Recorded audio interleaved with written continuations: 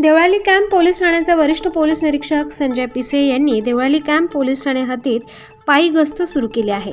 या उपक्रमाअंतर्गत Deolali camp police ठाण्याचे वरिष्ठ पोलीस निरीक्षक संजय पिसे यांनी लेव्हिट मार्केट, झेंडा चौक, मेन रोड, सिलेक्शन कॉर्नर, जुने बस स्थानक, वडनेर रोड, संडे मार्केट, संसारी नाका, लांब रोड तसेच भगूर बस स्टँड, गायकवाड गल्ली, शिवाजी चौक, तेली गल्ली, मोठा गणपती, बलकवडे व्यायामशाळा, मिनारा मस्जिद, करंजकर गल्ली, समतावाडी, भगूर नाका नंबर 3 या परिसरात पायी गस्त राबवली जात आहे।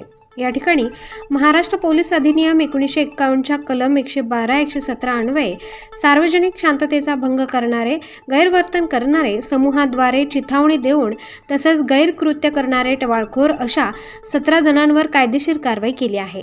सदर कारवाई वरिष्ठ पोलीस निरीक्षक संजय पिसे, पोलीस हवालदार अनिल पवार, गीते नागरे बिडगर, महिला पोलीस शीतल जोंधळे, रोहिणी खकाळे, सुनैना कांडेकर आदींसह पोलीस हवालदार श्याम कोटमे, बागुल पवार, पोलीस शिपाई सरकटे, जाधव आणि गुन्हेशोध पथक सहभागी होते। माननीय पोलीस आयुक्त यांच्या आदेशाने पूर्ण नाशिक शहरामध्ये कायदा व सुव्यवस्थेचा प्रश्न हाताळण्यासाठी तसेच टवाळखोर, चेन स्नॅचिंग यांना प्रतिबंध करण्यासाठी पायी पेट्रोलिंग चालू करण्यात आलेली आहे।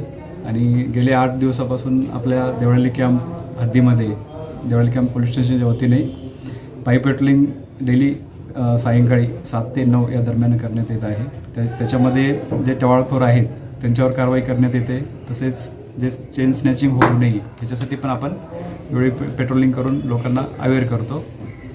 स्टार न्यूजसाठी प्रतिनिधी भास्कर साळवे, देवळाली कॅम्प।